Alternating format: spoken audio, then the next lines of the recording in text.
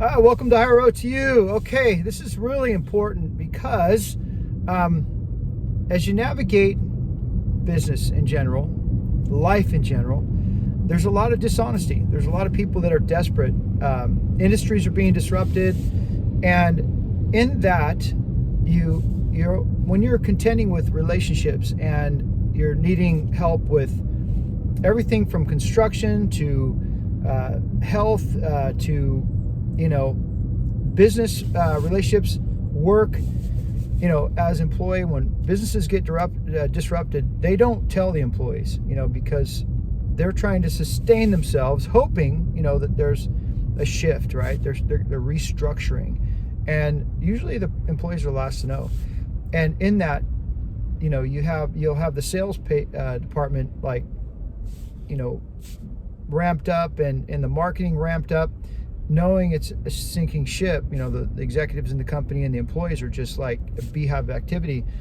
And when you're a vendor in that experience, you have to see it. You have to really, I called into a company because we weren't getting paid, and I couldn't get through to anybody, but yet the sales department answered the phone, and I knew there was trouble, right? And so, when industries are disrupted, people are desperate, and I have a designer that does work for architects, and he does all the behind the scenes stuff, and he's using AI and he's getting it done at a fraction of the time. And he can't charge what he normally charged, what took him 3, 4, 5 months, now takes him days, weeks, and then it's disrupting that industry, right?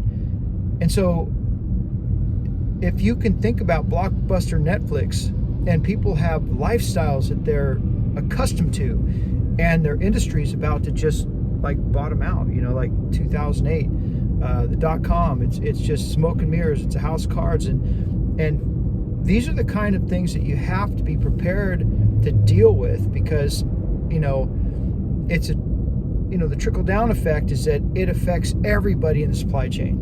Okay, I was a marketing consultant importing merchandise. I was, working with a lot of different companies, and, if it wasn't the ports were on strike and the merchandise was, on a shipping container, and, I couldn't get access to it, and the freight forwarder wants to charge me storage fees, and I'm, I never paid that, but you're constantly in this negotiation because they don't want to give you the product. And then, okay, the product doesn't arrive for a big event, and it's not your fault. And basically, you're going to deliver because those are customized products for that specific company, with their brand, and they're going to own that product, right? Regardless if it makes the event or not, because it was it's an act of God, if you will. Storm, all these kind of things. Insurances are getting involved in, but basically, what I'm trying to say is it's brutal. It is absolutely brutal out there, and you can't lose sleep over this stuff that you don't have control over, right? The only thing that you can control is what your influence has to navigate this stuff, but you have to be shrewd. You have to be accountable, absolutely accountable. But what I am trying to tell you is that I know so many people in my small universe where their life is getting disrupted at a level that they never could imagine, and they're coders, and they got laid off. Never been laid off before. They were high level patent attorney assistant, receptionist, whatnot, and they're can't believe that their resume is out there and they haven't been hired through the channels that they're accustomed to, recruiters and whatnot, and they're in just disbelief, and yet they still have a lifestyle that they're accustomed to. And people, when they get desperate, they do foolish things, and they compromise integrity. They don't fully disclose, just like companies don't fully disclose to the employees, hey, you're not going to have a job in 6 months, but it's a great time to invest in your company. And what I am trying to tell you is that growing up in a very toxic family environment where there's drugs and there's crime, and it's toxic on every level, But then you go into the corporate world, and it's a similar experience. It's just more subtle, okay? And you have to basically know how to navigate this. And this is what I'm trying to tell you, is that when there is dishonesty, there can't be trust, and it's not good. There's not a good relationship there. I was fortunate to work with a particular company, one of my largest accounts at the time, and I went through a glass and marble building. I worked with them before they got funded, and then they move into a huge brand new high-rise downtown San Jose, marble glass. It's just their logos on the structure, right up against a major thoroughfare going through town. And it's like, it just seemed like they were going to scale, and nothing was going to hold them back. And to go through that building, and it was like a beehive activity. They're going to light up this network, and from every major city from West Coast to East Coast. And I'm basically a branding consultant, and I'm talking about importing merchandise and in containers of merchandise to brand their launch. And I get to the top floor, and I'm told, whispered to, hey, you have no idea how serious this is. And I lean forward, and it's like, we lost our funding, and everything stops. I can't hire anybody, and restructuring, that's the term. And I walked out of there, I was numb. I knew I had to sell everything I owned to pay these bills, because I had to keep my credibility. I didn't understand, welcome to the corporate world, in a courtroom, Palo Alto, taking several small companies to court, trying to get paid, saying it's criminal, knowing that they took advantage of my services, knowing they were not going to pay. And the judge just said, "Stop, son." I said, "I have family. I've got kids. I'm going to have to pay their bills." And I didn't understand about corporate structuring. I didn't understand, how to navigate this. And he goes, "Son, welcome to the corporate world."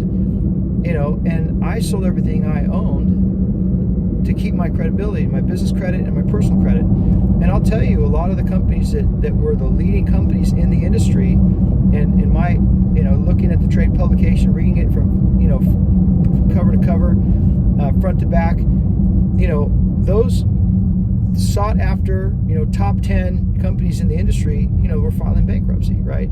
And it just enlightened me to the reality that, this is just something that you have to contend with and be prepared to know how to play the game. Okay, I don't know how many times Donald Trump filed bankruptcy, or Walt Disney, or Mr. Hershey.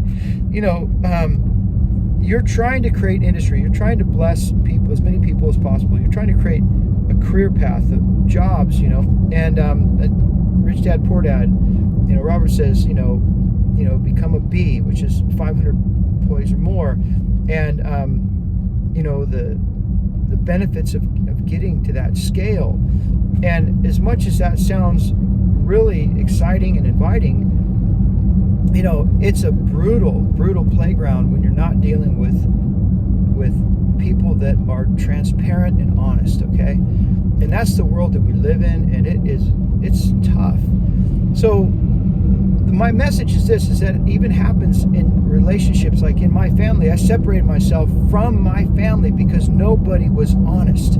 Okay, and the men in my life that came home and threw their hands up and just walked out, and my grandfather got on a ship 9 months out of the year because he was trying to inquire as to what my grandmother was up to. She had 4 fake IDs. They were doing fake birth certificates and social security numbers and insurance scams, all kinds of stuff that was crazy. My grandfather, it's not like we needed, when I was taken care of by my grandparents, who raised me much of my, youth, and I was kind of lured into this at a very, very young age. It's like, this is what the family does. But we had, I remember being like 10. How many sets of china do we need? And I didn't understand it at all, but I realized it's a drug. It's like an adrenaline rush for my grandmother and my aunt and my mom and my uncle's lifestyle. And, it was a train wreck. It did not end well. My uncle was murdered. My mom was strung out. My aunt was strung out. They were just, it was a train wreck. But that's what it's like. And then if you carry that forward, it's not full disclosure. My grandfather, where are you going? And we're going to go shopping. What they left out was shoplifting. You're only getting a half truth is worse than a bold-faced lie. It's kind of that environment. And my grandfather, and my uncle, they all kind of knew, but they didn't really turn the boat around, right? They didn't have the courage, if you will, to draw that line, set that boundary, and turn the boat around. And I will tell you that a lot of men throughout my life never had backbone to deal with the situation. I remember hearing a story, where a psychiatrist is rushed to a psychiatric ward, and this wife had a nervous breakdown. Her kids are there, or two of her kids are there, and her husband, greets the psychiatrist in the lobby, and he's like, well, how can I help? And he says, well, my son Billy came home and destroyed the house. We were on vacation. We got home, called home, wrecked the car, and then the sister chimes in, and he came over to my house, got in a fight with my husband, and put him in the hospital. And the other son chimes in and says, he broke into my house, took money. I'm just paraphrasing this whole thing, but this is a true story. But basically, the psychiatrist goes, okay, I've heard enough. Where is Billy? Let me talk to him. And they say, oh, Billy's not here. He's in the Alps. He's skiing. And I think about the corporate world in that context, where you hear about, everybody's jumping out with their golden parachutes, where everybody else downline just gets totally screwed over, especially people that are buying stock, on the retail market, not knowing that this is, there's no chance this company is going to turn the stock price around, and they're actually, a sinking ship, right? But the sales department, they're open if you want to buy their services that are not going to be sustainable very long. The burn rate, if you will, is going to put everybody out of business, out of work, including the sales department. So the point I'm trying to make is that is the world that we live in. That is the reality of what we have to deal with in not only the family environment, but also in the corporate environment. And your job, my job, is to avoid those storms at all costs. Not doing business is good business. Not having a relationship with family members that are not honest is a healthy choice, right? If you're getting coddled, if you're getting pampered, and you're feeling worthless every day because you're sitting in front of a TV and you have no mission, no goal, no vision, you're not pursuing something meaningful, and it's eating at your soul, well, then your family's not the healthy choice. It doesn't matter if there's a lie, and then there's a threat, specifically if there's that. So if there's dishonesty, you got to see it for what it is. You see the writing on the wall. You got to make choices to separate yourself and move on to safe harbors until you can really navigate how to get your ship as far from these experiences and these relationships as possible, so that you can be a blessing to yourself and to everybody that you want to have a relationship with, right? You want to surround yourself with people that have integrity, that are doing good business, that are part of something that is positive.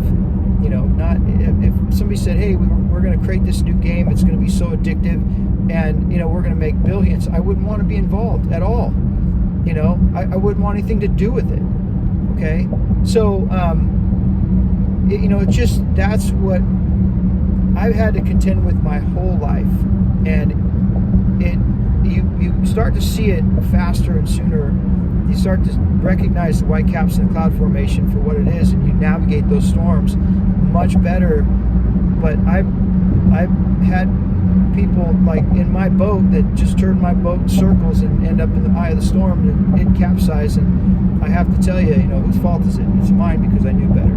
Because you have that inner, just, hey, we got to pivot. We got to pivot. And you got to listen to that inner voice. You pivot regardless of what other people are doing. You have to toss them overboard to a certain extent.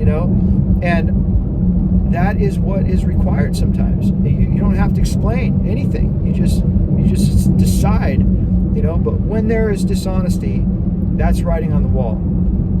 Okay? And you can talk till you're blue in the face, you're just going down that rabbit hole. Okay? And it's just a waste of time. You can't change anybody. The only person you can change is yourself. And that is the reality of things. And then when you do, you don't have to explain yourself. You know why you need to do what you need to do. So, and then you look back and no regrets. You look back and there won't be any regrets. So when there's a lie, it's writing on the wall. And then if there's a threat, man, that's there's no room for misunderstanding. It's like, okay, you know what you need to do. You got to be accountable to yourself. You got to be accountable to everybody else that you have commitments to and responsibilities to, and you have to be accountable to. And so with that, I am speaking from my heart here. I am speaking from experience, and I want you to know that it's brutal out there, and it's going to be more brutal, as industries are disrupted by AI, and as we navigate,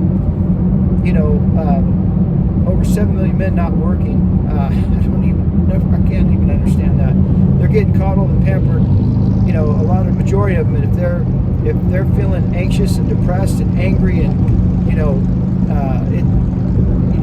family is, and with all the best intentions, they're not helping. That's my dad was. See an 80-year-old man throw a tantrum. It is pathetic. It is absolutely pathetic. So that is my strongest advice to anybody it's just, I'm trying to speak to your heart and to your mind to see it for what it is. If there's a lie, and especially if there's a threat, you got to turn that boat around. You got to pivot as quick as possible. You got to set those boundaries, okay? Because Billy, when that psychiatrist wanted to talk to Billy, and he's not here, he's in the Alps, and a psychiatrist says, well, Billy doesn't have a problem. And they, what are you talking about? Haven't you heard everything we said? He goes, well, yeah, Billy's in the Alps skiing. I'm in a psychiatric ward with you. All right, well, I hope this speaks to you, and I hope it helps you in some way. With that, if you want to share your experience and how you turn this situation around in your life and how you pivoted at a moment that made an impact for you and others, share that with Higher Road to You, and be an inspiration and encouragement to others.